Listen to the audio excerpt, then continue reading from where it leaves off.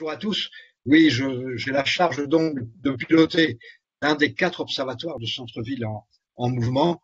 Donc c'est l'observatoire là aujourd'hui sur l'environnement de la vie urbaine. On a un observatoire sur les questions de mobilité, un autre sur le commerce et l'artisanat, et un troisième qu'on appelle l'observatoire de la gestion de centre-ville.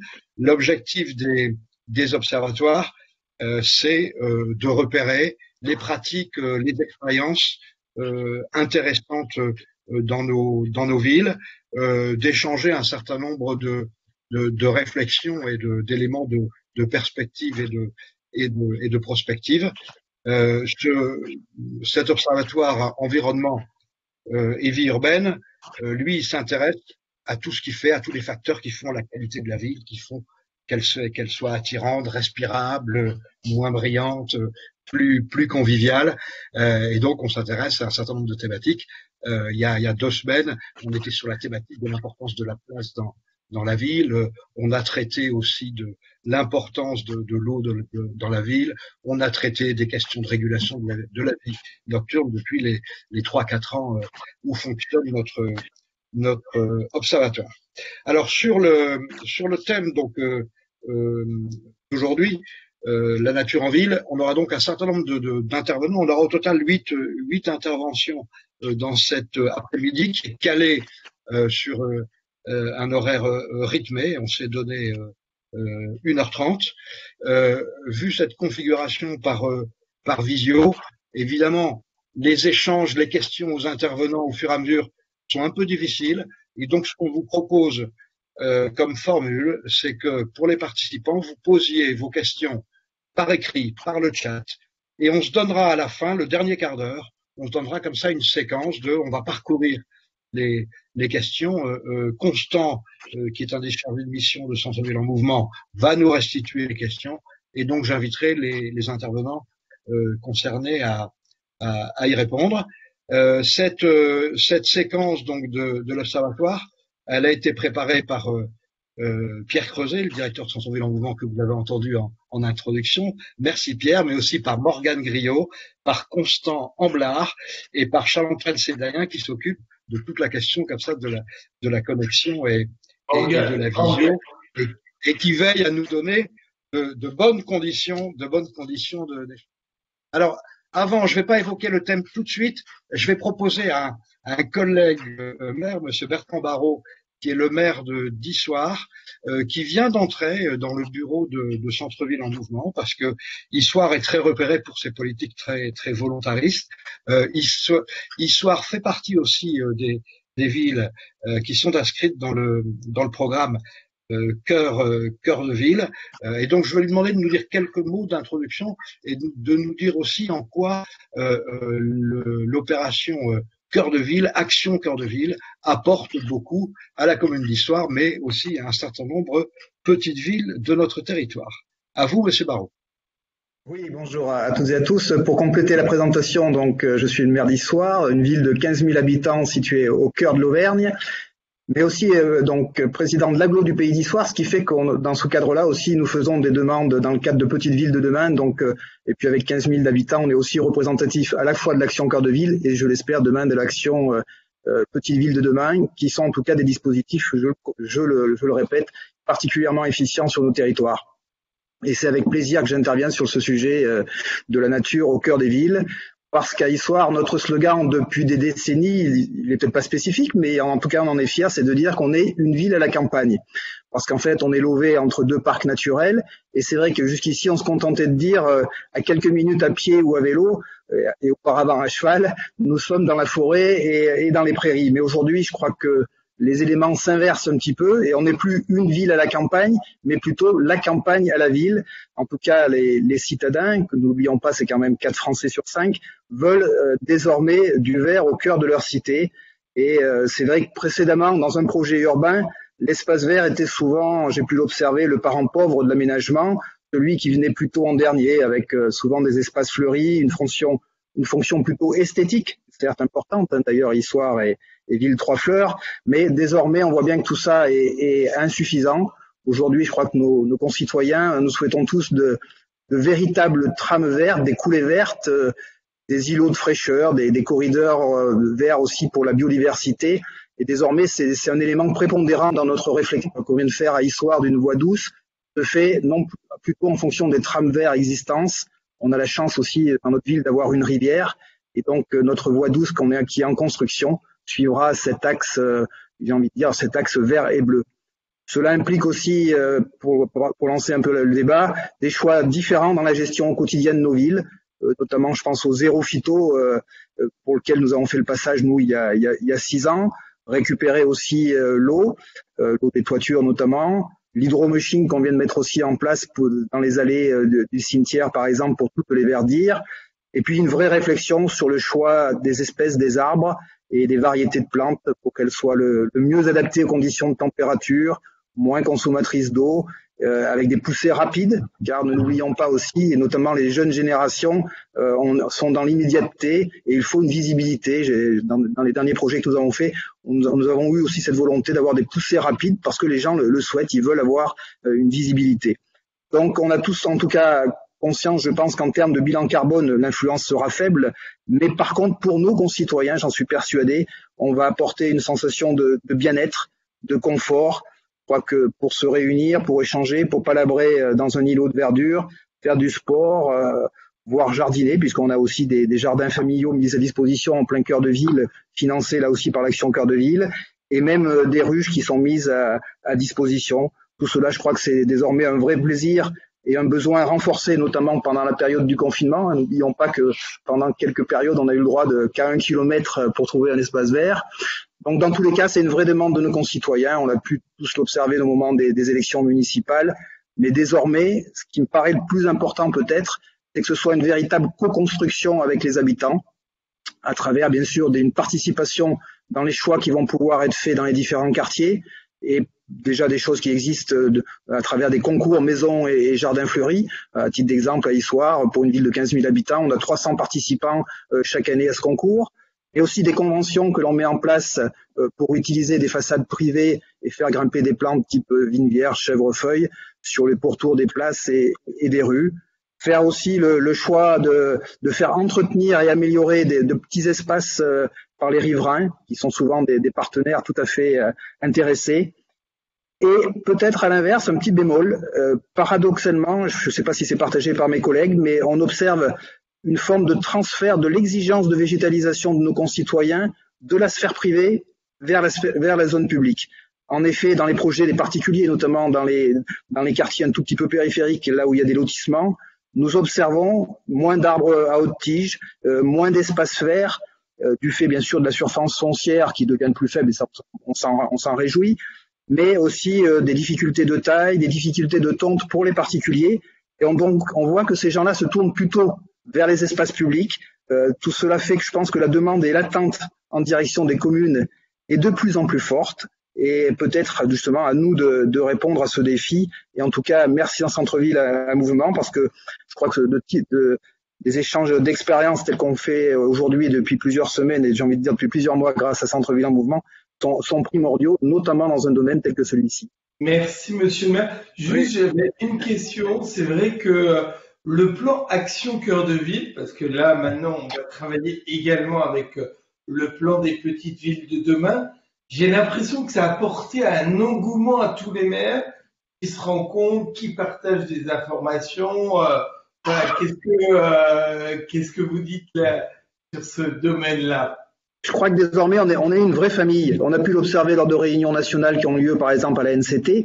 Et j'ai envie de dire aussi, c'est la même chose localement. Depuis qu'on a ces actions cœur de ville, et ben avec le sous-préfet, avec les différentes collectivités territoriales et les différents partenaires locaux, on se rencontre beaucoup plus fréquemment, et toujours avec cette idée de développer les cœurs de ville. Et le fait maintenant, en plus de pouvoir le transformer dans le cadre de petites villes de demain, me paraît vraiment intéressant. On aura vraiment un maillage intéressant du territoire. Merci M. Marot. Et qu'avez-vous inscrit, vous, concrètement, dans Action Cœur de Ville, en programme d'action à Issoire? Alors, concrètement, on a mis en place, bien sûr, des réhabilitations d'espaces publics. Je pense à une toute nouvelle place que l'on a faite en plein cœur de ville, où d'ailleurs on a fait quelque chose qui pouvait paraître étrange avant, c'est-à-dire qu'on a fait un vrai corridor vert où l'architecte m'a dit on va planter plus de 350 arbres. Mais je lui dis, mais vous serrez comme ça, ils vont jamais pousser. Mais il me dit oui, mais dans une forêt, ça se passe ainsi. Vous allez en avoir qui vont mourir, en avoir qui vont se développer, monter à 2 mètres, d'autres à 3 mètres, d'autres à 10 mètres. Et ça, c'était quelque chose de nouveau. Moi, j'avais toujours eu des arrangements très particuliers des places. Et là, on voit qu'on a des choses différentes. D'autres choses aussi, c'est la réhabilitation de friches, avec notamment en ce moment la volonté de faire, et c'est en cours de démarrage, une halle réservée aux producteurs locaux, une halle réservée à la production et à la consommation sur place des produits, aussi bien que ce soit alimentaires, mais aussi artisanaux, et un tiers-lieu. Ok. Merci, Monsieur Barrault. Je vais demander maintenant à Madame Juliette Auricoste, qui est la directrice générale du programme Les Petites Villes de demain, non pas d'intervenir sur le thème de la nature dans la ville, mais de nous dire quelques mots sur le programme Petites Villes de demain, qui, je pense, va intéresser beaucoup des participants qui sont avec nous cet après-midi. Bonjour à toutes et à tous. Merci beaucoup de me donner la parole dans cet observatoire. On est vraiment ravis de compter Centre-Ville en mouvement comme partenaire du programme. Donc Petite Ville de demain, c'est un programme de l'agenda rural, comme ça a été rappelé à l'occasion du comité interministériel aux ruralités mi-novembre dernier, le 14 novembre dernier. C'est important parce que les petites villes, donc moins de 20 000 habitants, faisant fonction de centralité, c'est un maillon essentiel entre la ville et la ruralité de manière générale. Et bien entendu, le sujet de la nature est très prégnant. Et je pense que cet observatoire va nous éclairer et nous permettre d'avancer dans cette réflexion-là. Sur la question de nature en ville, bien évidemment, on touche au sujet, comme le disait Monsieur le maire, de qualité de vie, de transition écologique, aussi d'innovation. Il me semble que c'est un point intéressant, à la fois la nature comme support d'innovation, y compris sur des approches peut-être très innovantes de parterres de plantes, ou encore de création, voilà. Je pense que c'est important d'avoir cette notion d'innovation forte portée autour de cet enjeu de nature en ville, et j'imagine que Plantes et Cités interviendra aussi sur ce plan. Et c'est à ce titre que pour moi c'est un vrai sujet de modernité et d'avenir pour les villes, et je suis vraiment ravie qu'on aborde ce sujet aujourd'hui. Donc c'est bien évidemment au cœur des enjeux du programme Petite Ville de demain. C'est un programme qui a été lancé officiellement le 1er octobre dernier par la ministre de la Cohésion des Territoires et des Relations avec les collectivités territoriales, Jacqueline Gouraud, et du secrétaire d'État, Joël Giraud. Donc, comme je disais, il concerne les villes de moins de 20 000 habitants qui exercent des fonctions de centralité autour, c'est-à-dire d'accès aux services, au commerce, à la santé. Et c'est un programme qui vise à donner davantage de moyens aux élus pour concrétiser leurs projets de revitalisation tout au long de leur mandat. On n'impose pas de thème, c'est vraiment les élus qui choisissent bien évidemment qu'est-ce qu'ils souhaitent mettre dans leur projet. Ils sont accompagnés pour cela, pour avoir de l'ingénierie, du renfort en moyens humains aussi, et ensuite de moyens tout au long de leur mandat pour le mener à bien. Donc c'est un cadre de travail, une méthode partenariale. Alors bien entendu, le partenariat Centre-Ville en mouvement est essentiel, notamment pour le côté animation de réseau. On est très allant et très content de poursuivre en ce sens en 2021. Merci beaucoup. Aux côtés de l'État et des différents ministères, et sous le pilotage donc, de l'Agence nationale de la cohésion des territoires, il y a un grand nombre de partenaires qui sont mobilisés, notamment financiers, en particulier la Banque des territoires, l'ANA, le CEREMA et l'ADEME, qui sont donc des partenaires essentiels pour permettre d'avancer tant en apport en ingénierie que pour trouver des moyens de soutien des projets. Et puis après, plus de 30 partenaires dans l'action qui sont d'ores et déjà engagés, en particulier un grand nombre d'associations d'élus, et c'est essentiel. Donc les prochaines étapes, pour ne pas être trop longue, il y a eu 3 régions et DROM qui ont fait l'objet d'annonces le 14 novembre dernier, donc en Centre-Val de Loire, l'île de la Réunion et Provence-Alpes-Côte d'Azur. Donc là, le soutien opérationnel s'engage, principalement dans un premier temps en ingénierie, recrutement de chefs de projet et soutien au commerce. Malheureusement, c'est de criante actualité. Et puis, les prochaines petites villes de demain devraient faire l'objet d'annonces dans l'ensemble du territoire national d'ici Noël, donc vraisemblablement plutôt semaine prochaine. Et puis ensuite, voilà, ça va s'échelonner sur les semaines suivantes tout au long du mois de décembre. Donc on va avoir une grosse actualité d'annonces dans les prochaines semaines. ce qui veut dire que dès janvier, l'ensemble des petites villes de demain, à peu de choses près, seront identifiées et le vrai travail d'accompagnement aux côtés des préfets va pouvoir commencer, puisque j'ai oublié de le dire. Bien évidemment, ce sont les préfets de département qui sont les points d'entrée, les animateurs en première ligne pour soutenir les collectivités, et autour d'eux, les sous-préfets et leurs services, comme le signalait Monsieur le maire à juste titre. Voilà, et puis pour finir, donc en tant qu'ingénieur agronome, je suis particulièrement heureuse de suivre vos échanges, donc voilà, je suis très heureuse d'être là. Et nous, au niveau du bureau, tout le bureau se félicite vraiment que les petites villes, qu'on soit des partenaires voilà, des petites villes de demain. Merci Madame la directrice. Je vais donner maintenant la parole à un expert, Monsieur Henri de Dreusy, qui est à la fois urbaniste et puis technicien de l'environnement, responsable d'une agence qui s'appelle l'agence Babylone, et qui travaille évidemment beaucoup sur les questions de renaturation de la ville. Alors on sait que la renaturation de la ville ne présente pas seulement l'intérêt de la rendre plus agréable à vivre, mais elle a des impacts évidemment dans la lutte contre le changement climatique ou dans la réduction de ce qu'on appelle les îlots de chaleur. Elle a aussi des impacts sur la qualité de l'air, sur la filtration de l'air. Elle a aussi sans doute des impacts sur le maintien ou la préservation de la biodiversité. Donc voilà, je souhaitais, Monsieur de Dreusy, que vous puissiez comme ça faire une intervention peu à caractère général, liminaire, et qui explore comme ça les différents enjeux de la réintroduction de la nature dans les villes. Genre, juste un petit truc pour compléter. C'est vrai que Henri de Dreusy nous avait vraiment épaté, parce que vous étiez venu il y a 2 ans à l'Observatoire également sur l'environnement à l'Assemblée nationale, et votre prestation était vraiment formidable. On aime ce que vous faites, et je trouve que ça va séduire également les petites villes, parce qu'il y a des petits trucs à faire qui sont pas chers du tout et qui peuvent être très utiles. Merci, c'est gentil, merci beaucoup. Donc je peux partager l'écran, c'est bon, j'y vais? Ok, donc nature en ville.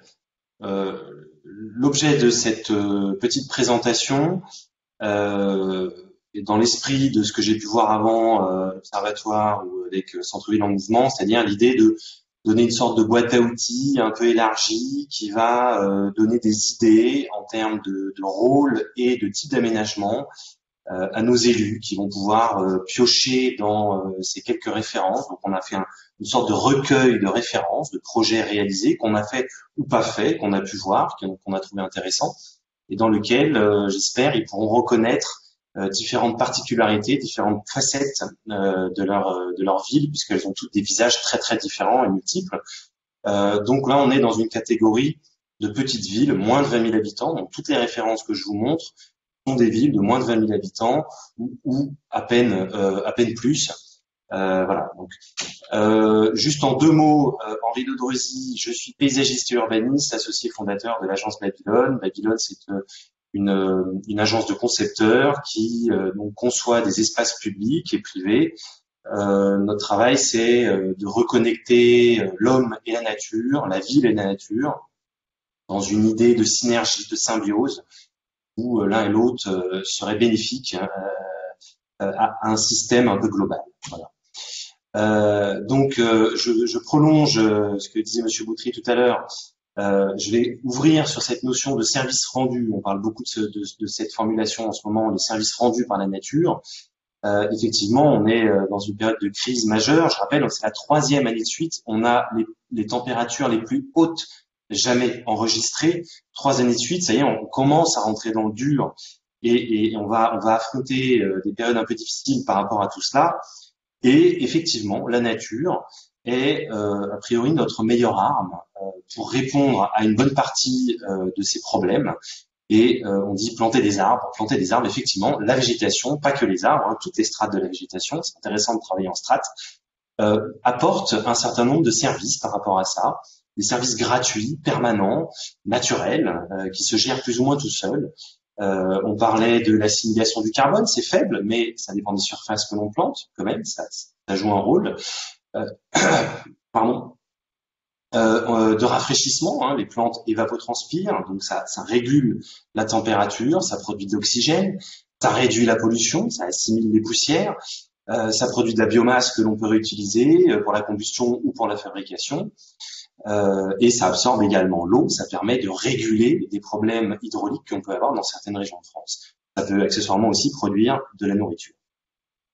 Donc évidemment, c'est intéressant de souligner toutes ces fonctions qui vont au-delà, dont on prend de plus en plus conscience, on leur donne des rôles de plus en plus importants, et elles permettent d'aller largement au-delà de la fonction initialement cosmétique ou décorative que l'on donnait aux aménagements paysagers en ville. On garde cette fonction décorative, elle est très importante pour le bien-être, mais on y ajoute, on réfléchit beaucoup plus au rôle que ça va pouvoir apporter dans la ville. Je voudrais également dire un petit mot simplement sur cette notion de nature en ville, et dire que s'interroger sur la place de la nature en ville, c'est s'interroger sur la ville globalement, et que il est quand même plus intéressant, même si c'est pas à 100% indispensable, il est plus intéressant d'introduire ça dans une logique de démarche globale sur la ville, un peu comme dans cet exemple d'un projet qu'on est en train de faire à Bruay-la-Bussière, dans le Nord-Pas-de-Calais, où la présence de la nature en ville est l'occasion de s'interroger sur l'ensemble de la structuration de la ville, du centre-ville, et notamment de la place que l'on veut bien donner à la nature, puisque dans toutes les villes, grandes ou petites, une question récurrente, c'est on oppose tout le temps la place de la nature ou des usages et du piéton d'ailleurs, avec la place de la voiture. Et donc c'est intéressant de regarder ça de façon globale et de voir comment on peut rééquilibrer ces places et effectivement essayer de donner une place un peu plus réduite, ou en tout cas optimiser et améliorer à la voiture pour retrouver un peu d'air pour la nature et pour le piéton, pour les activités, pour les usages. Pas rentrer dans le détail de cette étude à Bruay, mais voilà, on voit que ça permet de retrouver un peu d'air, un peu de place pour pouvoir revégétaliser et offrir aux habitants des espaces confortables, amusants, ludiques, sportifs, dans lesquels on peut effectivement faire beaucoup de choses. Donc après, je rentre dans cette série d'exemples que j'ai évoqués tout à l'heure, qu'on a organisé par typologie d'espace urbain et typologie d'espace naturel. On est beaucoup en relation avec la géographie. L'idée, c'est que la plupart des communes sont en relation avec des cours d'eau. Ce sont les premières voies de communication qui aient existé dans les villes, dans les villages. Et donc, elles s'ancrent quasiment toutes sur des cours d'eau ou une géographie particulière, et que bien sûr, ça, c'est le support pour exprimer cette nature, pour vraiment révéler la nature dans la ville.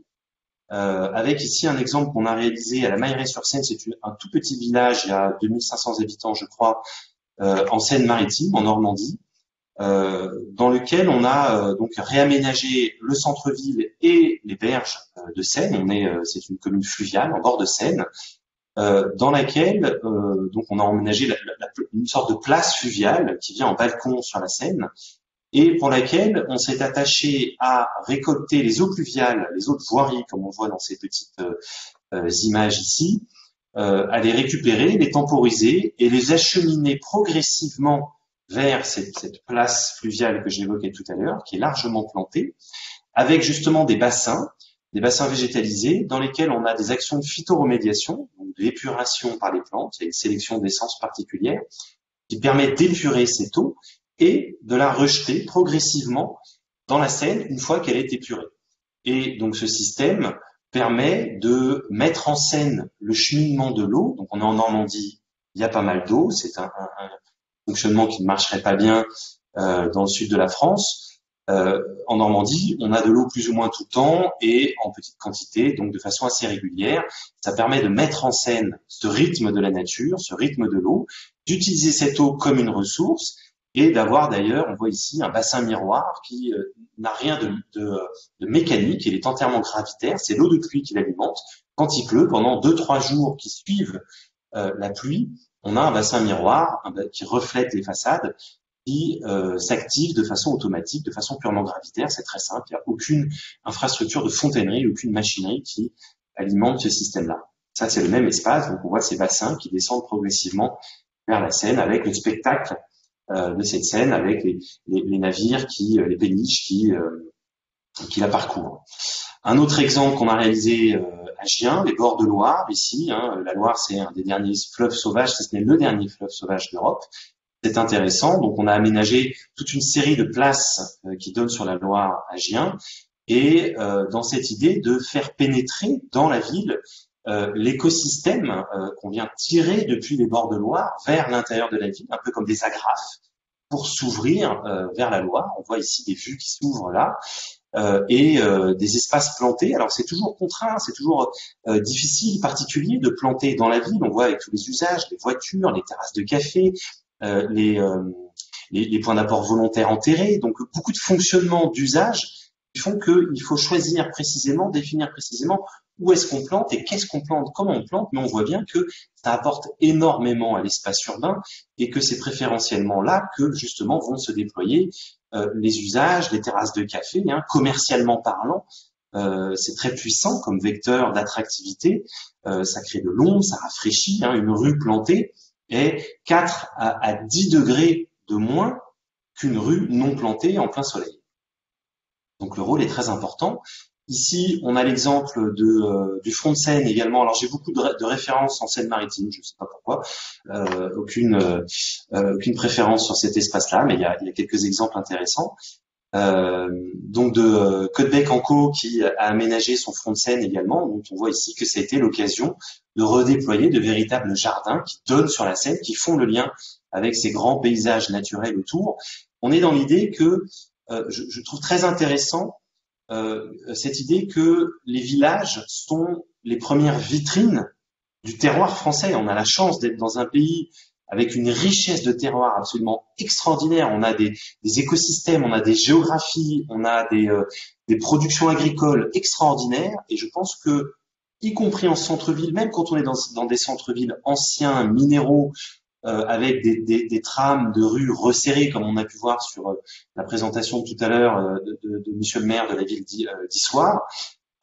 Malgré cela, on arrive à réintroduire la nature dans ces villes-là, et je pense que c'est important que cette nature évoque ce qui se passe autour, fasse le lien avec ce qui se passe autour. Ce sont des natures particulières qui, chacune, vont répondre à un sol particulier, à un climat particulier et à une façon dont l'homme travaille cette nature. Donc ça, c'est important que ça pénètre, y compris jusqu'au cœur des villes. Je vous parlais de géographie, on a également des rivières ici avec cette référence de Raon-l'Étape dans les Vosges, d'un aménagement qui a été créé le long d'une rivière qui passait dans la ville et qui était avant un peu ignorée. Il faut avoir à l'esprit que pendant beaucoup d'années, les villes sont protégées de leurs rivières en raison des risques d'inondation. Alors, ce qu'il faut bien comprendre, c'est que renaturer les rivières, c'est créer, bien sûr, de nouveaux espaces récréatifs intéressants, une nouvelle présence naturelle tout à fait attractive, mais c'est aussi l'opportunité pour réguler les problèmes d'inondation. C'est gérer, agrandir, organiser le champ d'expansion des crues et donc limiter les inondations potentielles dans les espaces bâtis. Donc ça a là aussi un rôle très, très, très important pour l'organisation des villes. Là, on est toujours à Raon-l'Étape. On voit ici ces grandes prairies qui sont des champs d'expansion des crues. Même type de projet à Bar-le-Duc. Donc là, on a une petite rivière qui passe dedans. On voit que avec des aménagements, on crée un nouveau balcon. Donc c'est à la fois des espaces minéraux organisés en bois avec des mains courantes qui permettent de comprendre où est-ce qu'on est et beaucoup de nature également. Ici, on est à Villemur-sur-Tarn, donc en Haute-Garonne, avec un aménagement très simple. Je voulais aussi montrer que avec des budgets très limités, et là on est autour de 300 000 € de budget de travaux, on peut tout à fait créer des espaces attractifs, intéressants, agréables, qui permettent de se reconnecter à la nature et de mettre en scène vraiment ce paysage qui s'offre à la ville. Là, ce qu'on peut regretter dans une image de ce type-là, c'est l'utilisation de pelouses très simples.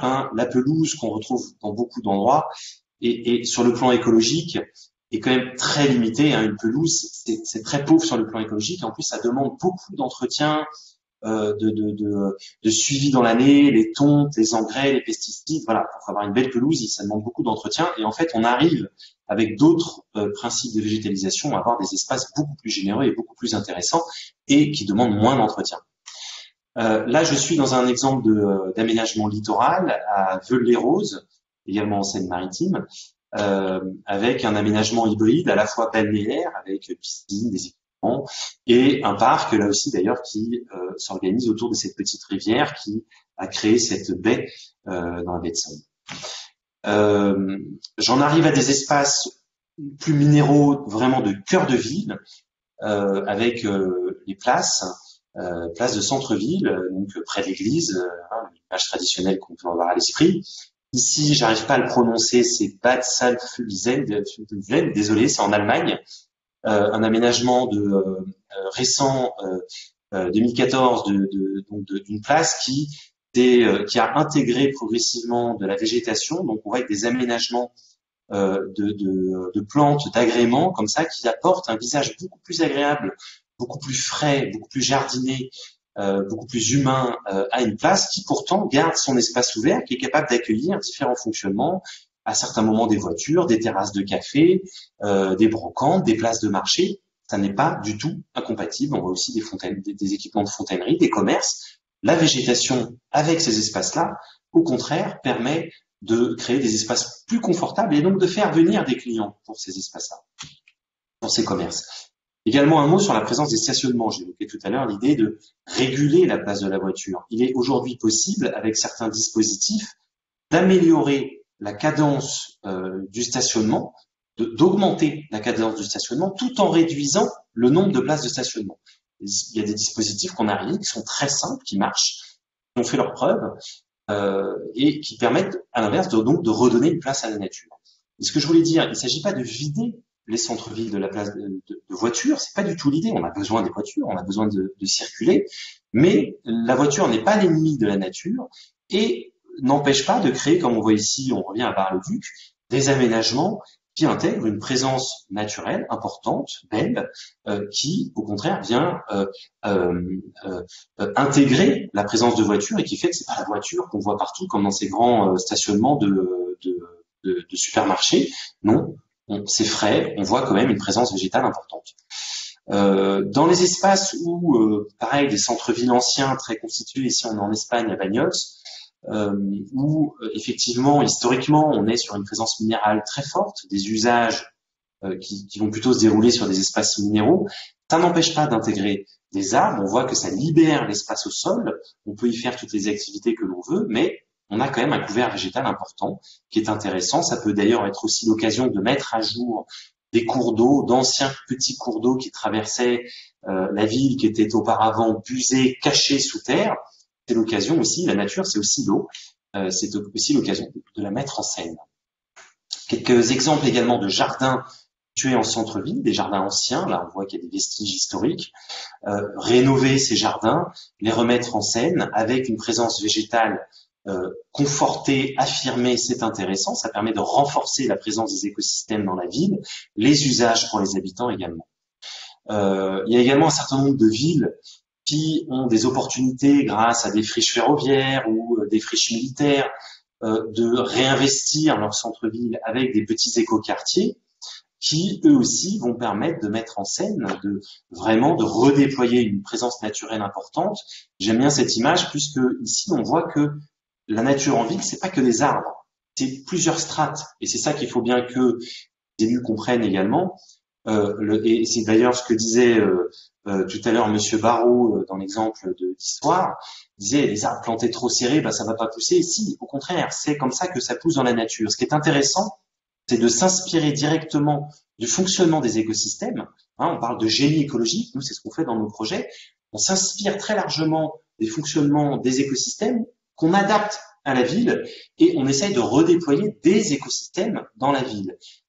Cette organisation en écosystème va leur donner beaucoup plus d'autonomie, ils sont parfaitement adaptés au climat, à l'environnement, et en même temps, il faut s'auto-entretenir. La nature n'a pas besoin qu'on vienne l'entretenir.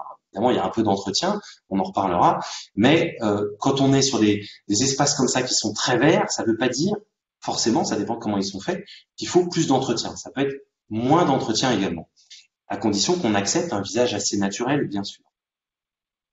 Ici, un exemple vraiment intéressant, c'est celui de Chéligny.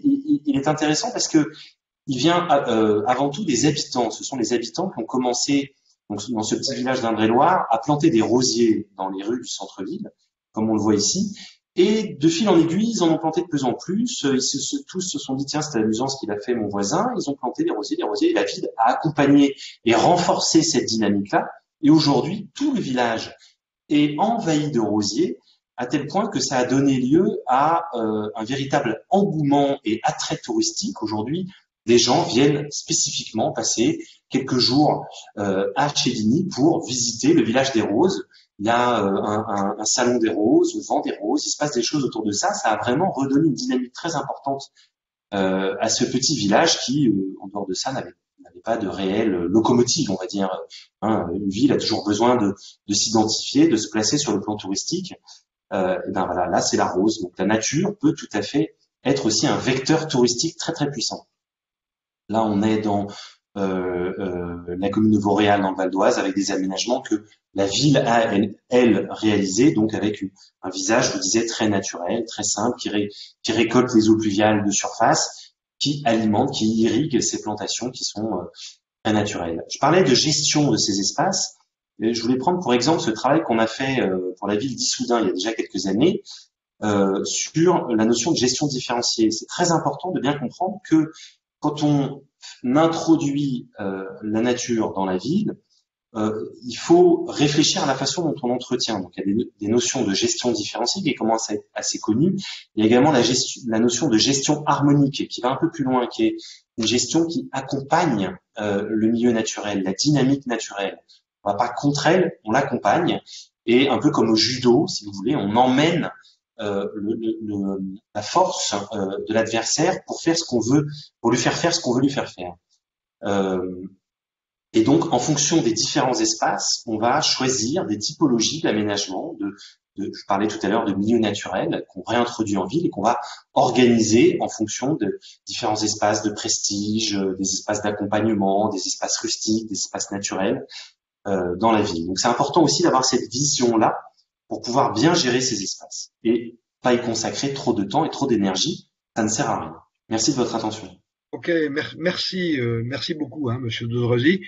On a toute conscience qu'on vous a donné un temps limité. Votre intervention était dense, comme l'a dit Pierre Creuset en introduction de notre rencontre. Tout est enregistré. Et donc l'observatoire sera accessible, rediffusé sur le site de Centre-Ville en Mouvement. Pierre? Non, je te voyais très intéressant. Oui. Et c'est vrai que des villages qui sont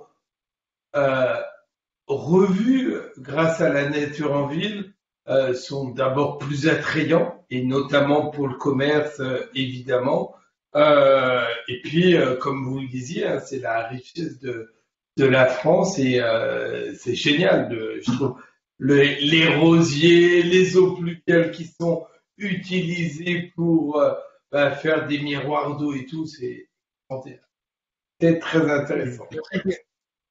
Merci Pierre. Je vais passer maintenant la parole aux représentants de Saint-André de Cubzac, Madame Sandrine Hernandez, qui est conseillère municipale, et Madame Chloé Michel, qui est chef de projet écologie urbaine.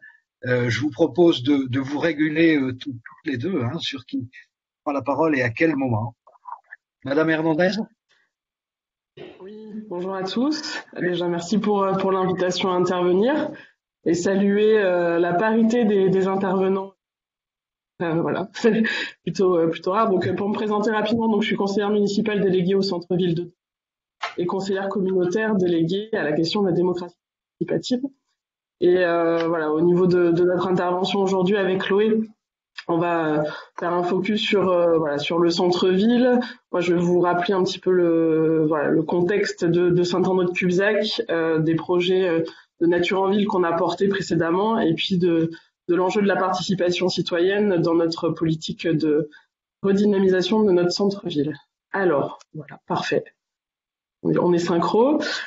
Donc en termes de contexte, donc Saint-André-de-Cubzac, c'est une ville de Bordeaux, donc en Gironde, qui a une situation, une accessibilité très favorable pour Bordeaux. On a un TER, on a des accès routiers, donc il y a une croissance démographique assez soutenue sur notre territoire, contrairement à certaines, qui la rend particulièrement attractive.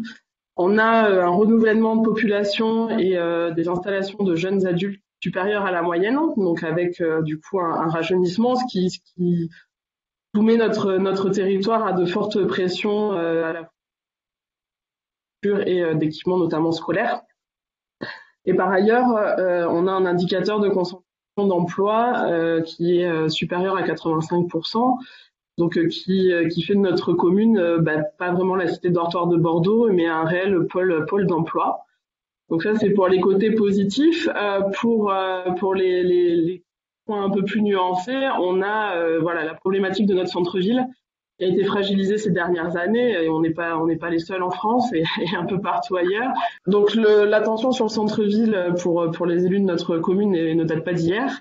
On a lancé en 2017 une étude de stratégie et projet centre-ville qui avait pour objectif de mieux comprendre en fait les facteurs d'attractivité ou d'affaiblissement d'attractivité à la fois résidentielle, commerciale et économique de notre cœur de ville.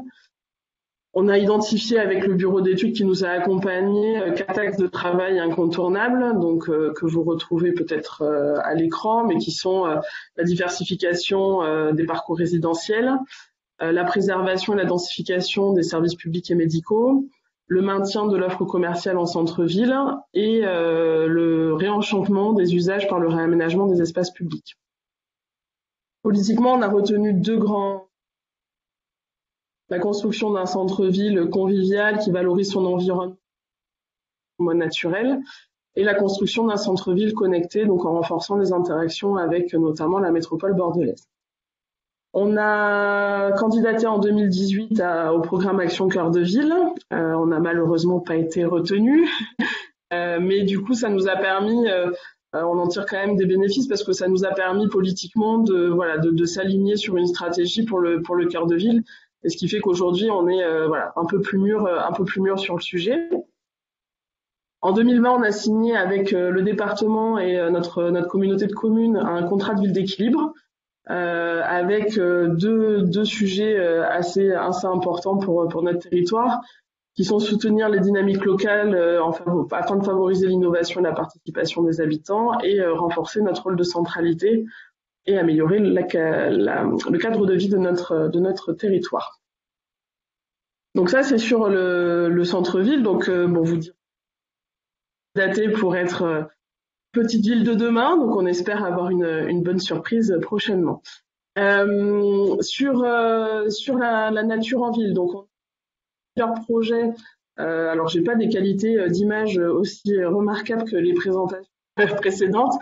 Mais juste vous montrer qu'on a des espaces de respiration en cœur de ville qui sont assez importants et que on a toute une politique nature qui n'était pas forcément connectée à la politique centre-ville parce qu'on fonctionnait un peu par secteur d'activité, de délégation politique, mais qui sont pleinement à connecter avec notre sujet du centre-ville de demain.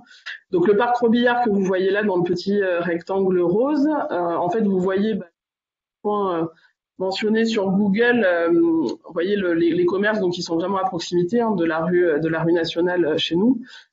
Parc Robillard, donc un parc de 2 hectares, un peu plus de 2 hectares, sur lequel plusieurs projets ont été initiés. Donc on a été classé refuge LPO, donc et on a aménagé donc un espace favorable sauvage. On a installé aussi des ruches avec donc une association locale qui fait des ateliers pédagogiques. Et là est en cours, en ce moment même, la plantation d'une forêt selon la méthode Miyawaki, donc 900 arbres sur une zone de 300 mètres carrés. Voilà, sur l'autre parc que j'ai présenté, donc ça c'est un futur parc pour lequel on a acquis une parcelle de 6000 mètres carrés, donc pareil en cœur de ville, à proximité de l'EHPAD, donc avec pour nous un espace de respiration notamment pour le public âgé, mais avec des usages mixtes. Et donc, voilà, avec en création des cheminements de promenade, de la densification de végétalisation, de végétation et de l'activité sportive adaptée aux seniors. Donc là, c'est vraiment en cours de réflexion, mais on a acquis la parcelle tout récemment. D'autres projets sur la nature en ville, donc que porte ma collègue adjointe à l'environnement, Hélène Richer. Donc on est commune zéro pesticide, zéro phyto. Donc on a eu le label Terre saine commune sans pesticides en 2016. On parlait tout à l'heure de gestion différenciée des espaces verts de la commune, donc ça c'est acquis et même sur le terrain du cimetière. On a créé un jardin partagé, on a installé des vergers, donc 40 arbres fruitiers, pareil, en proximité du cœur de ville. On éteint l'éclairage public de 1h à 5h du matin. Et puis, on a d'autres projets, notamment un projet de régie agricole à venir.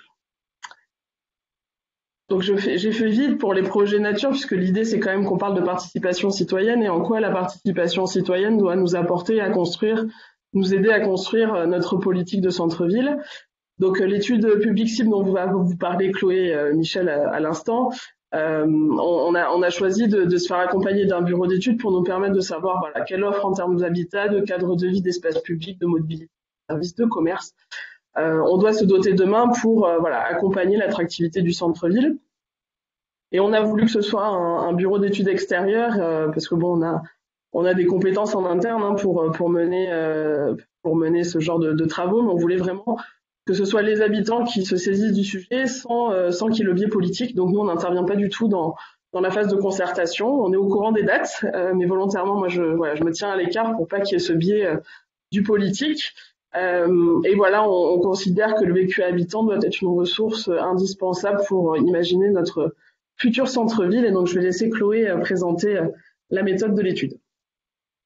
Merci beaucoup. Donc effectivement, pour réaliser cette mission, on a composé un groupement avec plusieurs compétences, donc Écologie urbaine et citoyenne, qui est une agence spécialisée dans l'accompagnement des collectivités sur les projets de transition écologique et d'animation de concertation, globalement, même plus globalement d'intelligence collective. Et donc on s'est associé avec des partenaires, Ville et Habitat, spécialisés dans l'habitat, Pivadis, qui sont eux spécialisés dans le commerce et les services, également une paysagiste et des architectes du patrimoine. Donc voilà, l'idée c'était justement de s'appuyer sur la méthode de l'intelligence collective pour aussi pouvoir sortir de cette approche en silo que l'on a très souvent au sein des collectivités et au sein des équipes d'AMO ou de maîtrise d'œuvre. Et en fait, justement, quand on va chercher les citoyens, eux, ils vivent pas en silo, ils vivent pas l'habitat d'un côté, la mobilité de l'autre, etc. Ils vivent toutes ces choses-là de manière connectée. Et c'est ça qui nous intéresse justement, de vraiment sortir de cette approche en silo. Donc effectivement, la méthode qu'on a proposée pour ce projet de revitalisation du centre-ville, c'est une méthode basée sur l'intelligence collective au service du territoire.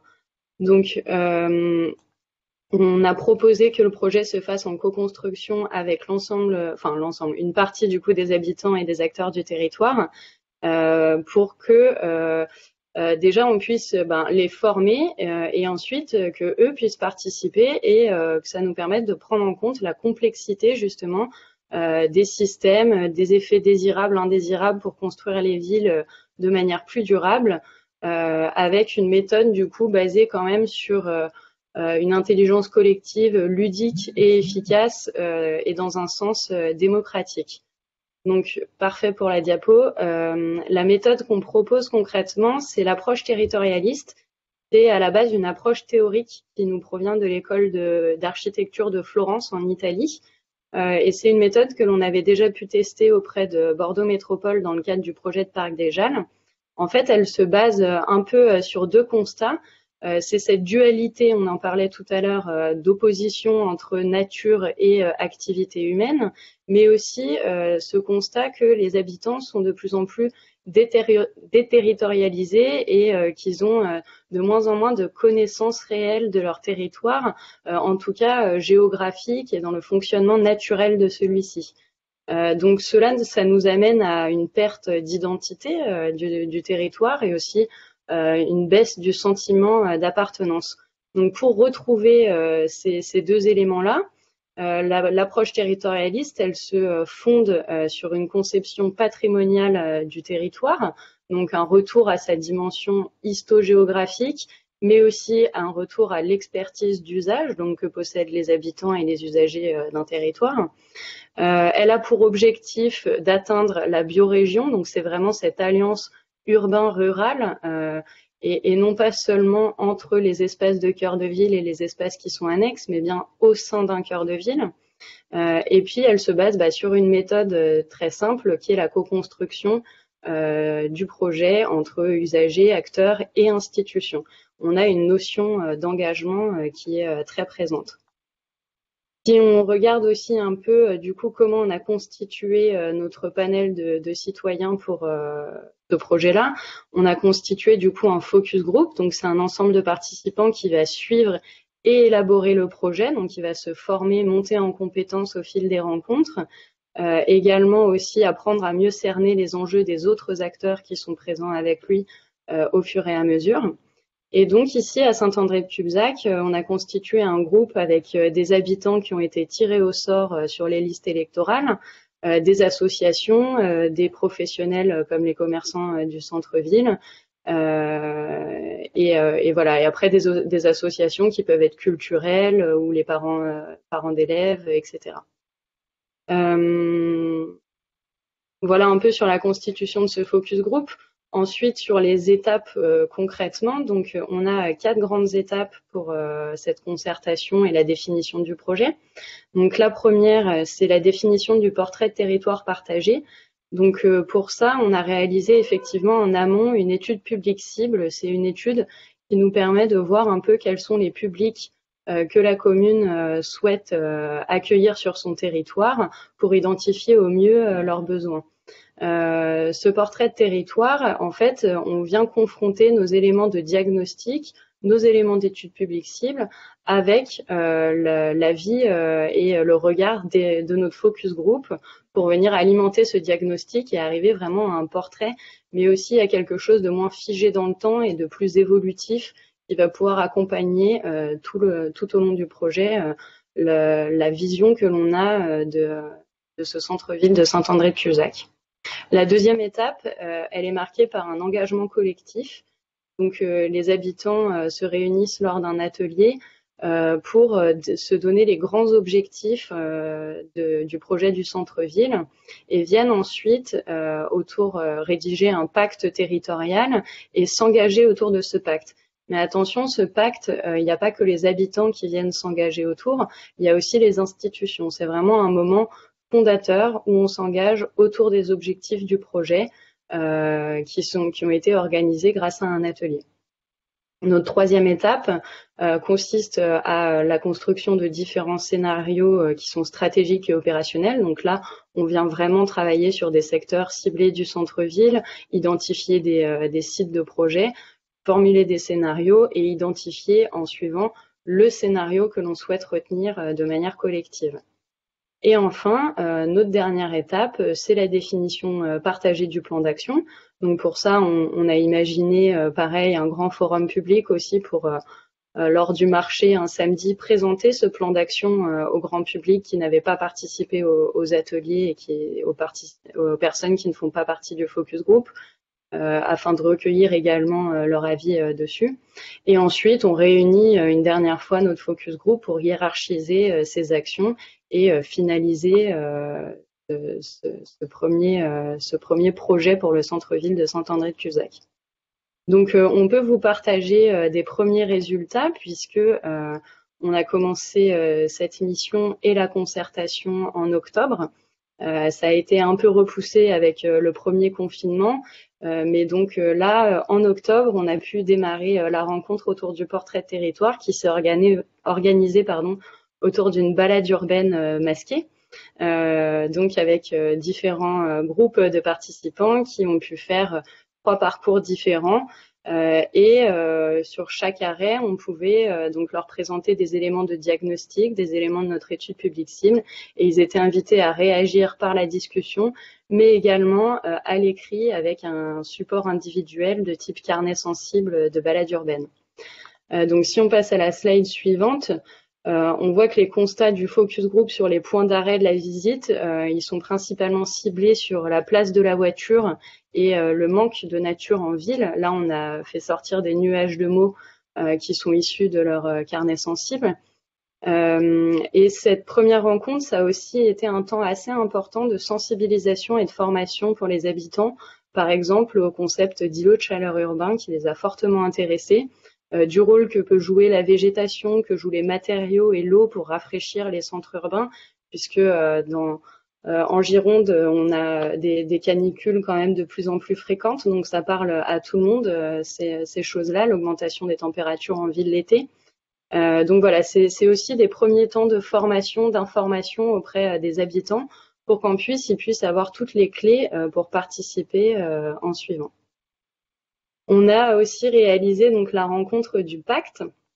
Donc lorsque l'on a appris que la France était à nouveau confinée fin octobre, on a fait parvenir en fait tout simplement un questionnaire à notre focus group pour savoir s'ils étaient prêts à maintenir l'atelier qui était prévu en novembre dans un format numérique.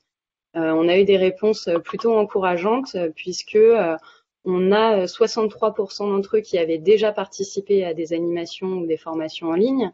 On en avait 81% qui étaient équipés pour participer à l'atelier à distance et 75% qui étaient OK pour maintenir cet atelier. Donc on s'est dit que c'était aussi l'occasion de faire un test et on a maintenu cet atelier mi-novembre en visio avec l'outil Zoom. Et donc les participants ont été... Oui. Oui, Chloé, si je peux juste compléter, c'était aussi une volonté politique que de pas faire redescendre la dynamique, puisque on a attendu en fait sur ce sujet-là, comme je vous l'ai expliqué tout à l'heure. On a lancé les études en 2017 et c'est vrai que la population attend qu'on soit un peu dans la phase opérationnelle et qu'on y aille, quoi. Et on avait peur qu'avec cette phase ce contexte sanitaire, on prenne encore un an dans la vue et du coup on a souhaité, alors si la majorité l'emportait, mais maintenir la dynamique de concertation, avec les freins qu'on connaît, hein, mais voilà, c'était aussi une des volontés politiques de maintenir la concertation dans ce timing-là.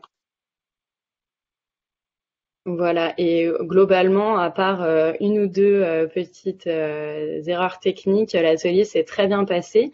Donc on a commencé en plénière et ensuite on a séparé les participants dans 3 groupes différents, donc 3 visios distinctes via l'outil Zoom.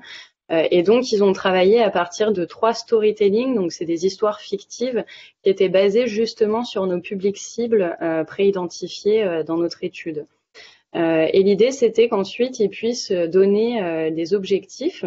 Et donc, c'était très intéressant puisque ils sont partis de 3 ménages différents dans leur storytelling, mais ils sont tous arrivés globalement aux mêmes conclusions et aux mêmes propositions d'objectifs. On a du coup qui comme proposition d'objectifs qui sont apparus cette convivialité à renforcer. Et évidemment aussi la place de la nature dans un centre-ville qui est principalement minéral aujourd'hui et qui donne quand même une large place à la voiture ou au stationnement.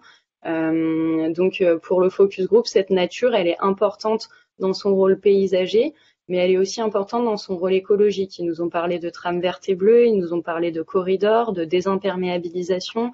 Donc on voit qu'ils se sont quand même accaparés les sujets et qu'ils savent maintenant aussi de quoi ils parlent. On a donc ce rôle paysager apaisant qui est mis en avant.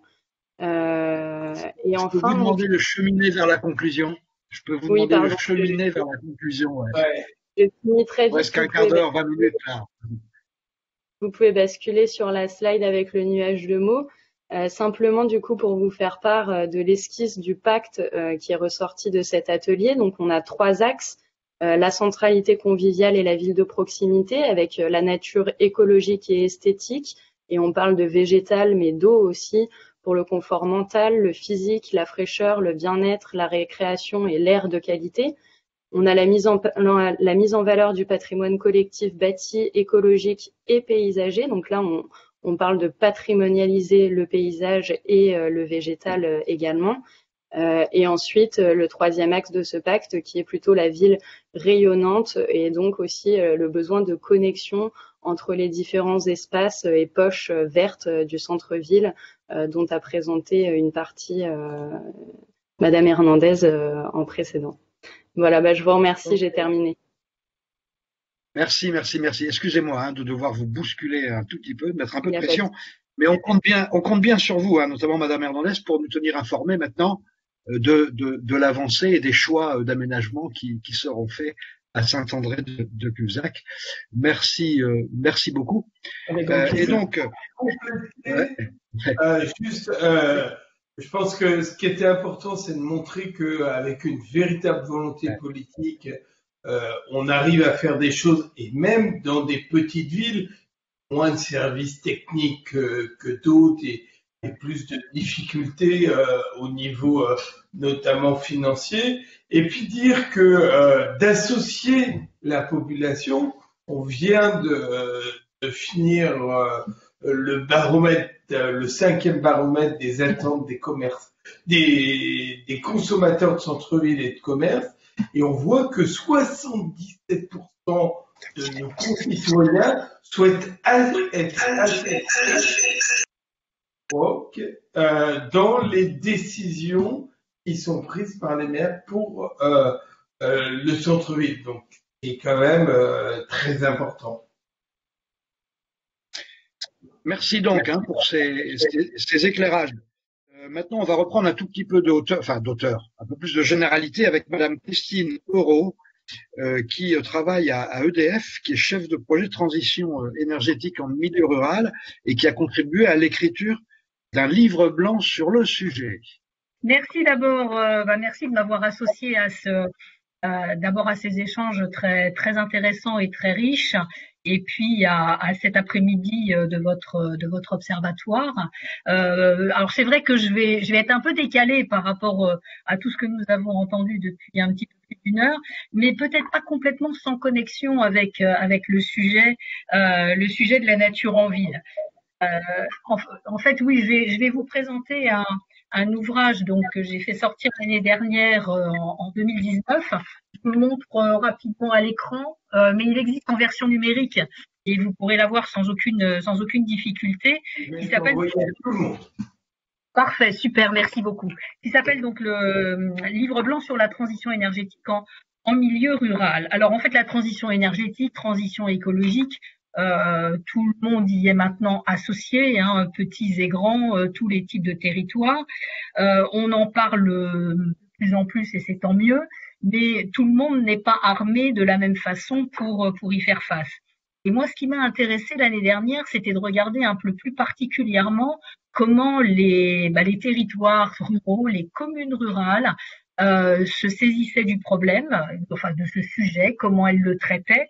Et je vais vous en donner les principaux résultats de ce travail, dont le sous-titre est, et ça n'est pas anodin, comprendre pour agir. Parce que ce que j'ai voulu faire dans un premier temps, c'est d'abord d'aller sur le terrain pour voir comment cette thématique était perçue et travaillée. Alors, je vais vous donner juste quelques chiffres en introduction pour bien caler le périmètre sur lequel nous avons travaillé. On s'est calé sur la définition de l'INSEE concernant les communes et les communes rurales. En fait, il y en a 33 993, très exactement. Alors, ça bouge peut-être un peu dans le temps, mais en tout cas, c'est la grande majorité, à peu près 4 communes sur 5. Ce sont les communes de moins de 20 000 habitants et qui couvrent à elles seules 77% du territoire. 15 millions de personnes y vivent, c'est-à-dire en gros 24% de la population active. Alors, vous comprendrez que, évidemment, quand on a de tels chiffres, on ne peut pas rester complètement insensible et ne pas s'interroger sur le poids qu'a l'énergie dans toutes ces communes-là, parce qu'il a un poids qui est plus important que dans la moyenne nationale. Je vais vous donner deux exemples qui vont tout de suite vous donner ce rapport de force, on va dire. D'abord, pour les habitants, les ménages qui habitent en milieu rural dépensent en moyenne 20% de plus que la moyenne nationale pour leurs dépenses énergétiques. Le double effet, en gros, du chauffage, parce que les maisons sont souvent sont souvent moins bien isolées, plus grandes, peut-être aussi un peu plus anciennes. Et aussi sous l'effet des carburants, puisque en gros un ménage, enfin les personnes qui habitent en milieu rural parcourent chaque année 22 000 kilomètres pour 16 000 kilomètres en moyenne nationale. Donc tout ça, ça fait un budget carburant, ça fait un budget énergie. Mais pour les communes aussi, les communes de 500 à 2000 habitants, l'énergie représente un poids important dans leur budget. C'est en moyenne 6%, alors que cette même rubrique énergie ne pèse que pour 4,2% dans le budget de l'ensemble des communes françaises. Alors, il n'y a pas que la consommation d'énergie, il y a aussi la production. Et la production, on se rend compte que là, toutes ces petites communes rurales, elles ont un gros avantage. C'est que elles ont plus de foncier, elles ont plus d'espace, et du coup, elles peuvent développer davantage les énergies renouvelables. Les chiffres le traduisent bien, puisque 80% de la production issue d'énergie renouvelable sur le territoire national vient de régions et de territoires ruraux. Quand je dis énergie renouvelable, c'est essentiellement solaire, éolien, biomasse et méthanisation. Le solaire à lui seul, juste pour donner un exemple, le solaire, production d'électricité à base de solaire photovoltaïque, il est issu pour 82% des territoires ruraux et donc des petites communes. Donc on voit bien qu'il y a un enjeu essentiel de cette énergie qui se joue à la fois sur le plan économique, sur le plan social et sociétal, et puis évidemment aussi sur le plan environnemental. Alors maintenant, en quoi a consisté ce travail du livre blanc? Qu'est-ce qu'on a voulu mesurer? Bien, on s'y est pris d'abord on a mené une 60aine d'entretiens avec différents acteurs. Alors vous avez toute la liste des personnes qui ont été interrogées à la fin du livre, donc vous pourrez vous y reporter. Et on a mené une enquête en ligne en partenariat avec l'Association des maires ruraux de France, et on a recueilli pratiquement 1100 réponses, ce qui donne un échantillon déjà assez représentatif. Alors les familles, les questions, elles étaient en gros en 4 familles. Je vais vous en donner vraiment les très très grandes lignes et vous retrouverez tout ça de façon beaucoup plus détaillée et illustrée dans le livre. D'abord, la première question, c'était est-ce que la transition énergétique est une priorité pour vous? Est-ce que vous en faites? 38%, dans les personnes qui se sont exprimées, ont dit oui, c'est une priorité. 52% font déjà des choses en matière de transition énergétique. Après, ce qui est intéressant, c'est sur quel sujet. Et là, on a 3 grandes familles de sujets, vraiment massivement. Première famille première réponse qui est la plus, on va dire, la plus forte, travailler sur l'efficacité énergétique. Autrement dit, réduire les consommations. Ça ne vous étonnera pas par rapport aux chiffres que je vous donnais en introduction. Avec 2 focalisations essentielles, l'une sur travailler sur l'éclairage public et le deuxième travailler sur la rénovation énergétique. Le tout avec des taux de réponse qui sont supérieurs à 70%, pour vous dire que c'est vraiment la priorité. Deuxième grande famille de réponses et d'actions, comment agissez-vous? En développant des énergies renouvelables. On revient là aussi sur les quelques chiffres que je vous donnais en introduction.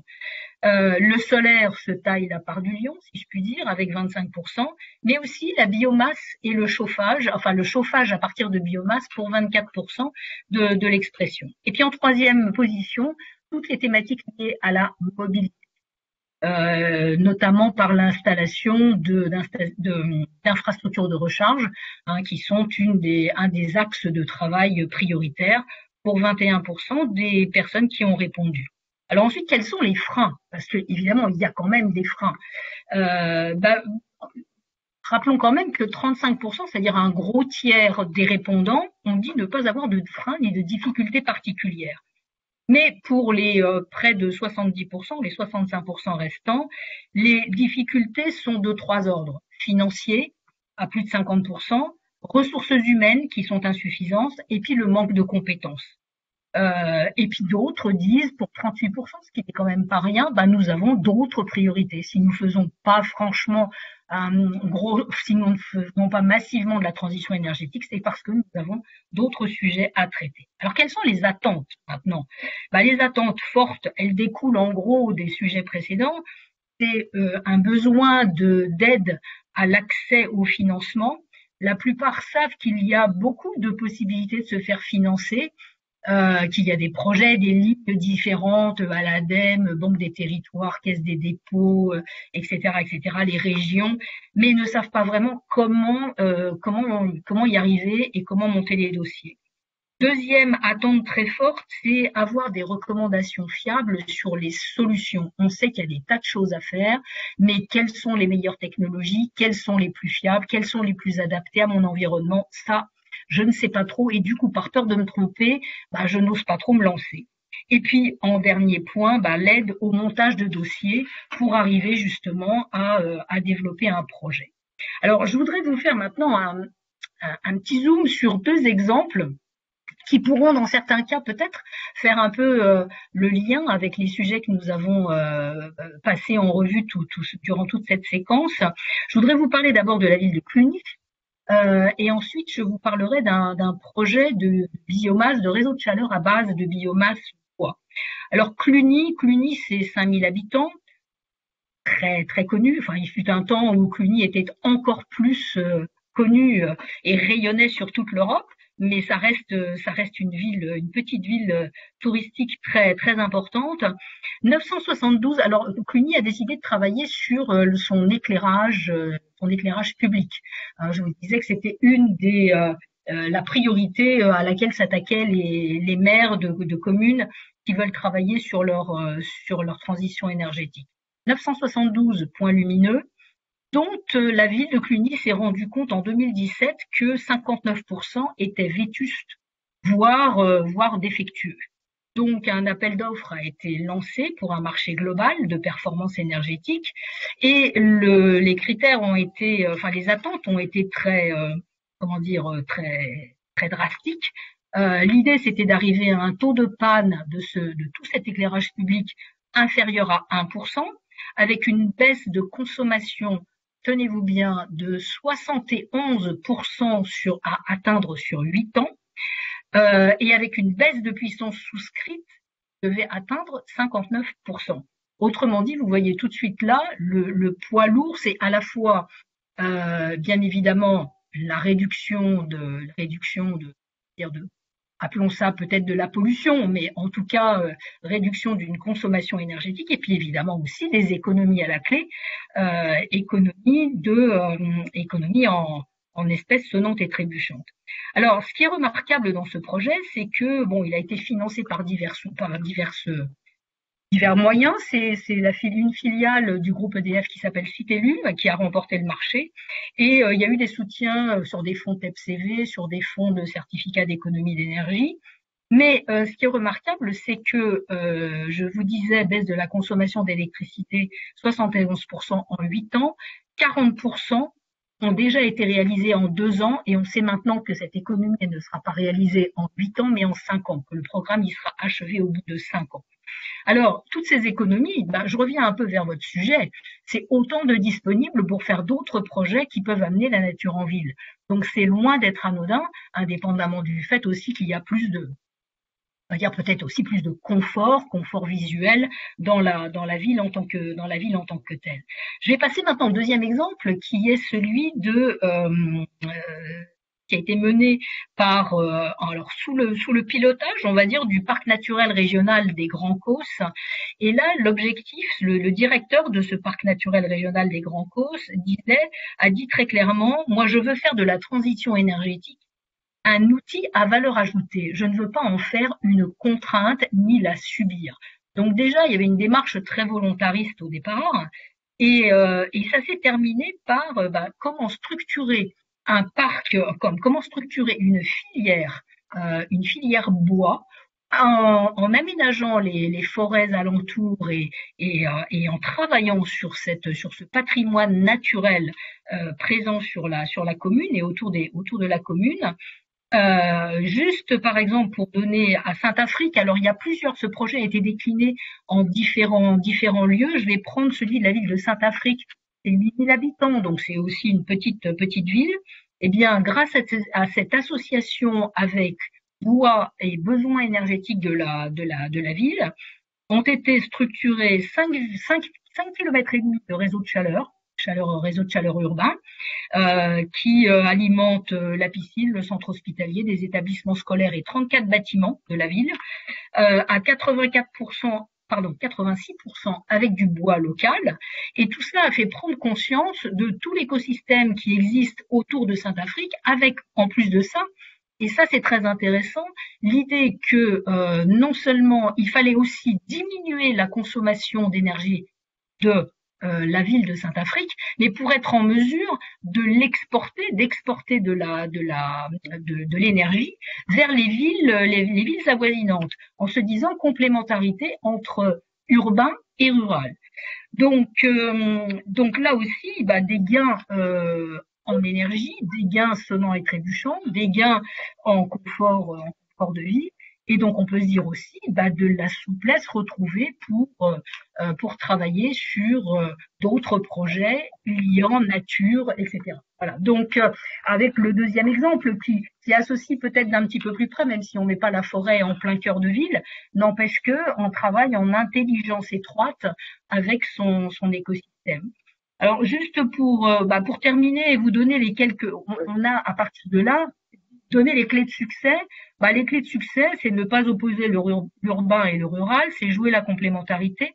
Monsieur Barraud parlait tout au début dans une de ses interventions aussi de la co-construction. Très important d'associer les citoyens, les concitoyens, et de faire en sorte qu'il y ait une coopération, mais aussi aller rechercher ensemble les bonnes solutions.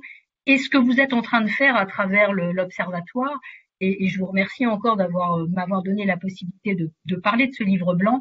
La clé de succès vraiment ultime et principale, c'est le partage de connaissances, le partage d'expériences, le partage de réussites et aussi le partage d'échecs, parce qu'on apprend autant de ces échecs que de ces réussites. Voilà. Tout le reste, c'est 120 pages résumées en quelques minutes. Donc, je vous invite à on va faire un observatoire. C'est bien le sens de ce qui nous réunit ici. Et puis, donc, on fera connaître, Pierre, le livre blanc sur le site de Centre-Ville en Mouvement. Et on va conclure avec, excusez-nous, on a pris du coup 10-15 minutes de retard. Mais on va conclure avec la directrice de l'association Plantes et Cités, Madame Pauline Pen. Donc, je pense qu'on va finir sur la dimension davantage contribution à la biodiversité, de la restauration de la nature en ville. Madame Gutevel. Tout à fait. Bonjour. Merci beaucoup. Merci de m'inviter à participer à cet atelier et qui était très intéressant. Alors, je vais partager mon écran juste pour pouvoir partager quelques diapositives que j'ai fait et que j'ai complété au fur et à mesure des échanges que nous avons eus. Je pense que vous le voyez, tout va bien de votre côté? Oui. C'est bon? Ouais. Très bien. Alors, donc, les exemples qui ont été apportés, les témoignages étaient très inspirants, à la fois sur la question, des démarches, mais aussi sur les résultats qui ont déjà pu être observés dans certains aménagements qui étaient présentés. Alors, le contexte a été posé. Il y a eu, ce qui est d'ailleurs très intéressant, c'est qu'on voit que les petites villes n'échappent pas aux problématiques des grandes villes. Les villes surchauffent, les réseaux urbains débordent, et donc c'est le contexte global de la crise. Des crises, de la crise du changement climatique, et auquel s'ajoute la crise de la biodiversité. Et en fait, ce qui est intéressant, c'est qu'on peut se dire avec tout ce contexte-là, finalement, il peut y avoir des solutions qui permettent de prendre en charge ces enjeux, même de manière, on va dire d'une manière qualitative, parfois plus quantitative que d'autres, mais il y a une diversité, un panel d'interventions possibles, et il y a eu de nombreux exemples qui l'ont montré. Alors, ce que je voudrais dire ici, effectivement, c'est qu'il est normal dans ce contexte-là. On l'a vu notamment à travers les campagnes municipales du printemps dernier. On observe un mouvement très flagrant pour se tourner vers des stratégies de végétalisation de l'espace public, d'ingénierie écologique et de paysage. Et donc, c'est effectivement ce qu'on pourrait rassembler derrière on va dire un concept qui est plutôt qui a déjà quelques années, des solutions fondées sur la nature.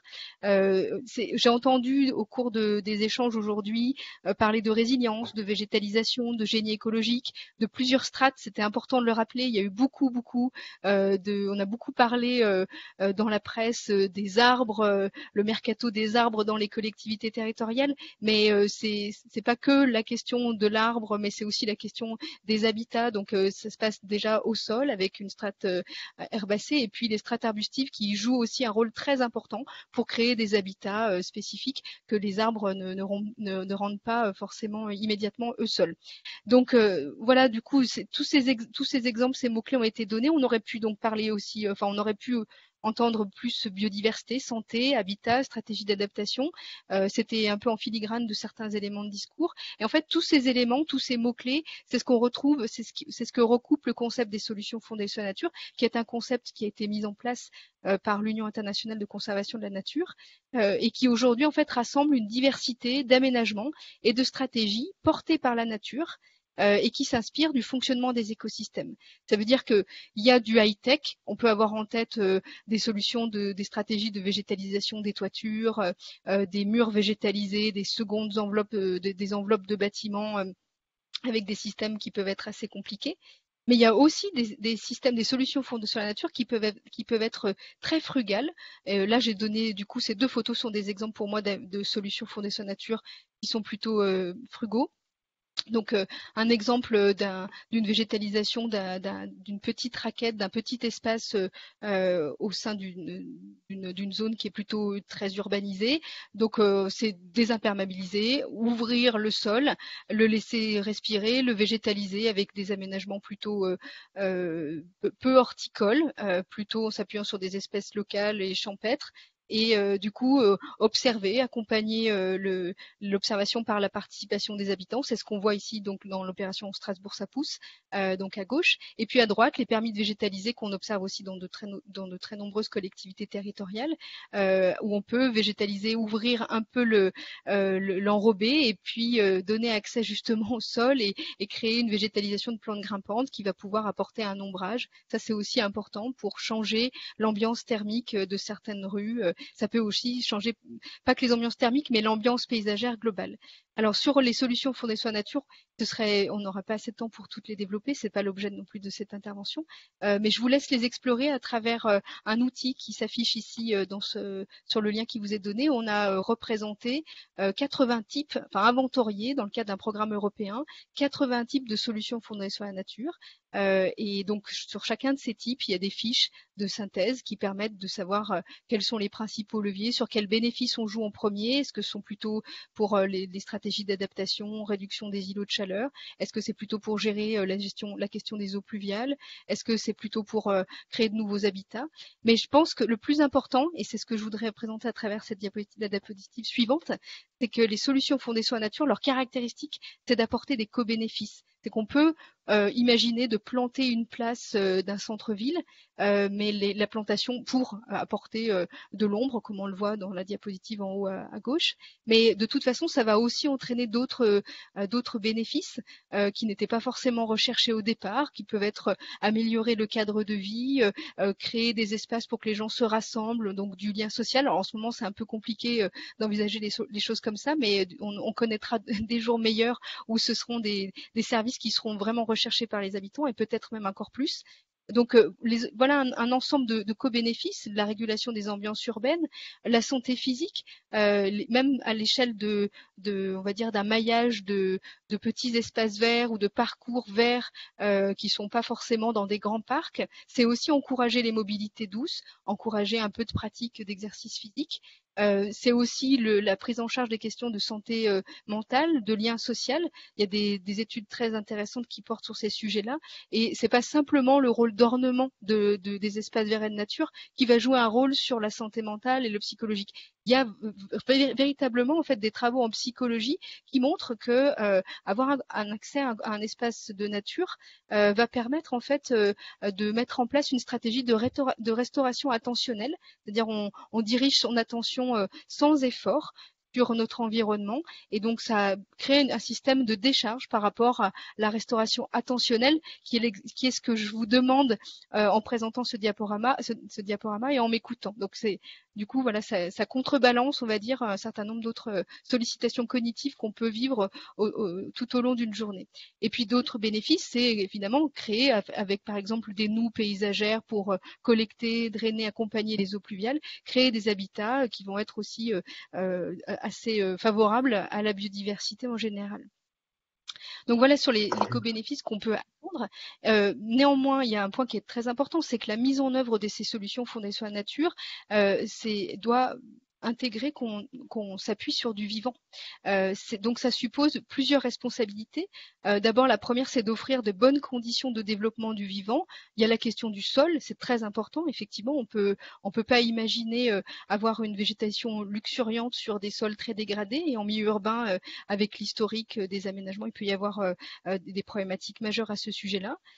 Donc un arbre aussi, on le plante, si on reprend l'exemple des arbres, on le plante pour demain, après-demain. On sait effectivement qu'il faut se préparer à des changements climatiques, donc c'est planté pour le climat de dans 30 ans. Donc il y a eu des collectivités qui ont modélisé ces climats-là et qui effectivement se posent la question du choix des végétaux qui seront les plus adaptés. Ce qu'il faut de toute façon savoir, c'est que la gestion du patrimoine arboré a un coût et que si on ne l'entretient pas, effectivement, on ne va pas récolter les bénéfices en termes d'ombrage, de canopée qu'on pourrait attendre. Donc, il y a une étude même qui a montré en Suisse qu'un arbre avec des analyses de coûts de gestion, un arbre qu'on supprimerait avant qu'il ait atteint ses 20 ans, aurait coûté plus à la collectivité que ce qu'il n'aurait pu rapporter en termes de bénéfices, de co-bénéfices.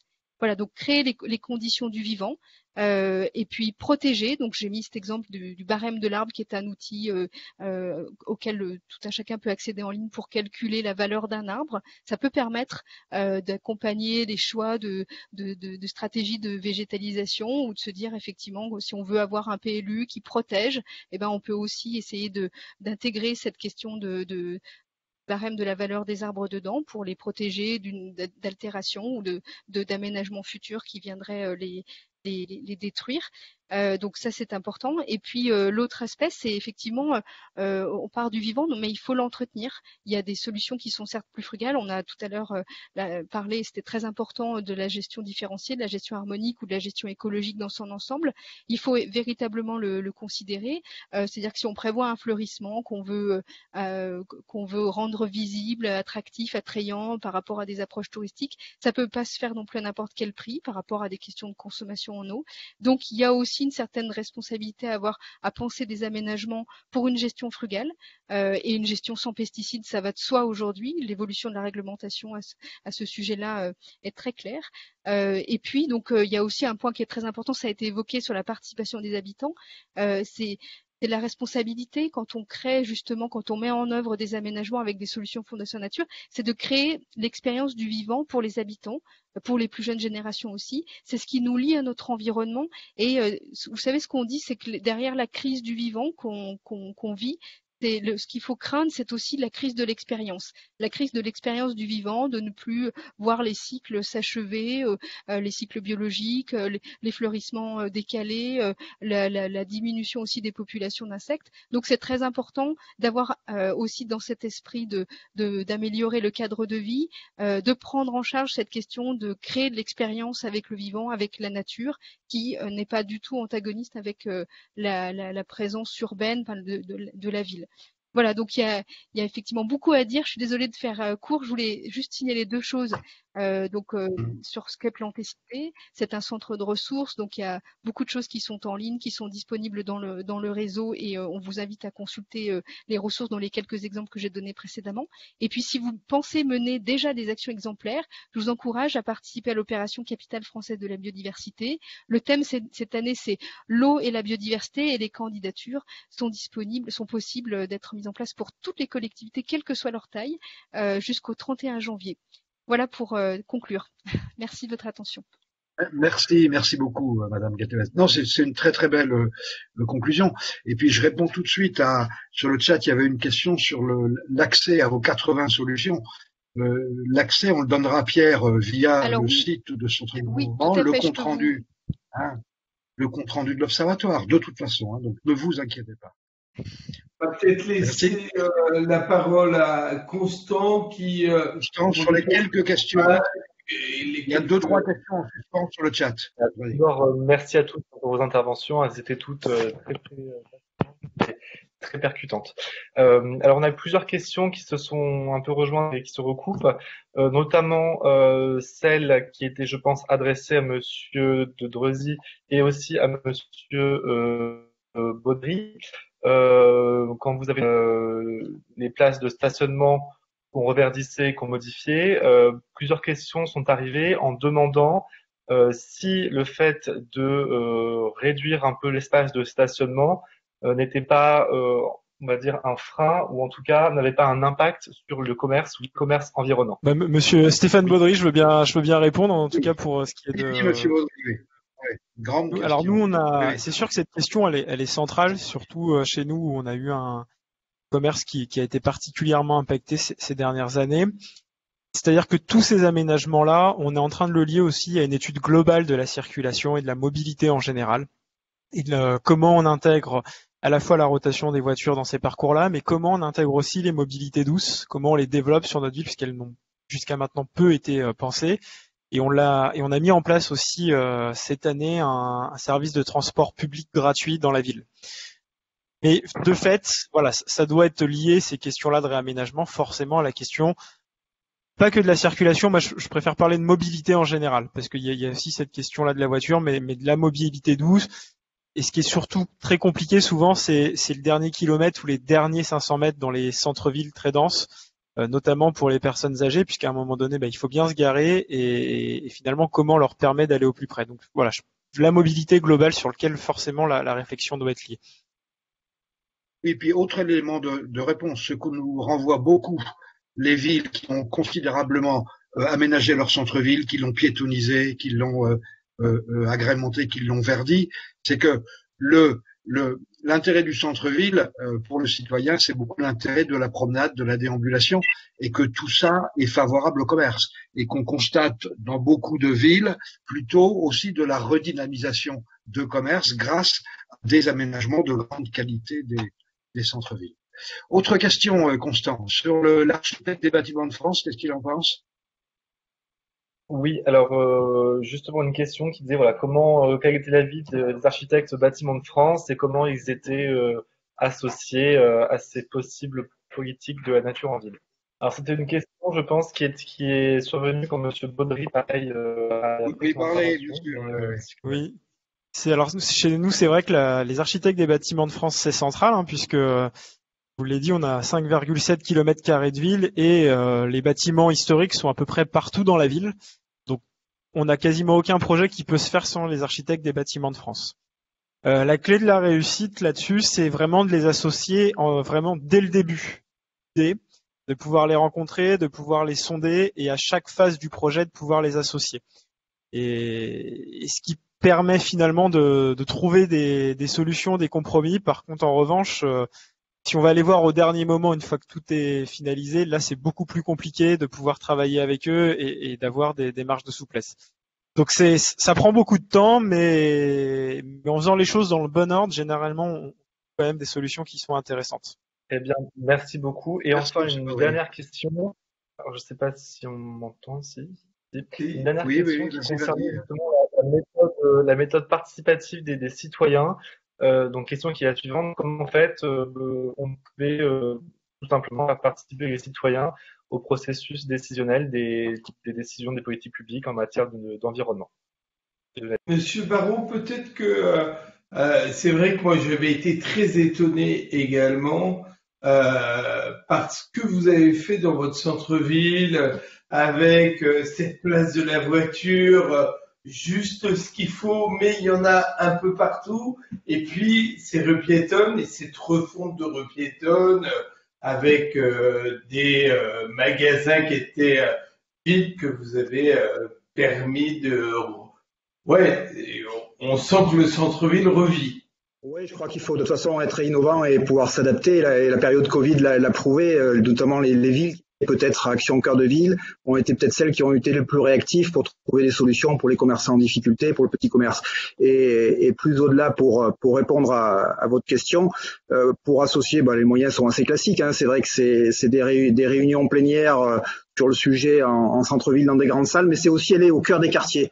Ne pas hésiter justement à faire des petites réunions de quartier où on évoque à chaque fois pas uniquement les questions de sécurité, mais aussi des questions telles que la place de la nature dans leur quartier et comment, à titre participatif, les habitants sont prêts, j'avais envie de dire, à mouiller un peu la chemise, à faire preuve eux aussi d'innovation et de créer. Je trouvais l'exemple tout à l'heure, c'est vrai, des rosiers sur les façades, notamment particulièrement intéressant. Je crois que stimuler un petit peu les voisins pour que nous on le voit notamment en période où on fait les concours de maisons fleuries, où on a une vraie compétition qui permet de ce fleurissement.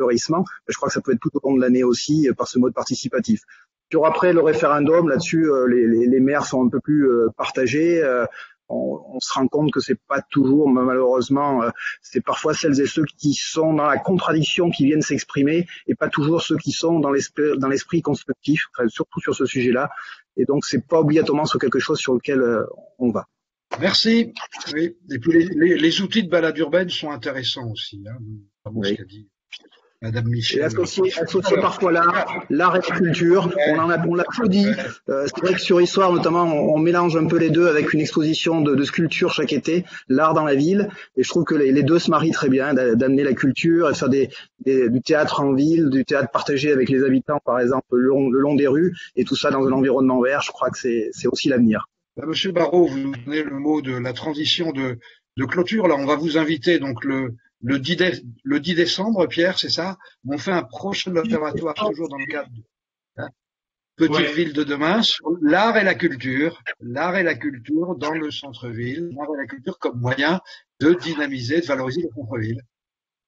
Ouais, et le 9 décembre, le mercredi 9, on a un observatoire qui est déjà bien plein sur les gares, et c'est vrai que cette porte d'entrée des gares dans des petites villes où on voit que la gare est en pleine mutation, il y a des tiers-lieux, il y a des choses vraiment intéressantes qui se passent dans les gares. Et puis jeudi prochain, le 3, on aura la présentation avec le CSA du baromètre et on aura les chiffres de ce que pensent les Français en décembre, après une période de Covid, de confinement et tout compliqué. Et je trouve ce baromètre hyper intéressant. Et c'est vrai que tout à l'heure, on parlait de la nature en ville et on voit que c'est indispensable que les gens puissent souffler,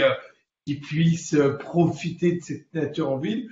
Et c'est un peu contradictoire également. On voit que le premier axe, c'est par exemple le commerce. Et ensuite, vous avez la piétonisation. Et puis, les gens veulent aussi se garer à côté, comme on en parlait tout à l'heure. Donc, c'est un peu compliqué, mais c'est génial et c'est passionnant. Et vraiment, le mot de la conclusion, c'est toi qui vas le faire, Jean, mais je tiens vraiment à remercier tout le monde parce que c'était passionnant et je pense qu'on va refaire un atelier sur ce point et remercier également tous les participants. Il y a plus d'une centaine de personnes qui ont participé, des maires, des élus. Je trouve ça vraiment remarquable. Merci beaucoup. Ok, merci. On a pris donc un tout petit peu de retard, donc je vais faire une conclusion très brève. Moi, ce qui m'a paru vraiment intéressant, c'est que ont été traitées des grandes problématiques. Il y a la problématique de la place de la voiture, dans la ville. Et ce qu'on tire des témoignages de ce qu'on a entendu là, c'est que inévitablement, pour apporter de la qualité à la ville, pour végétaliser la ville, il faut donner plus de place pour les piétons, pour les sites, pour la déambulation.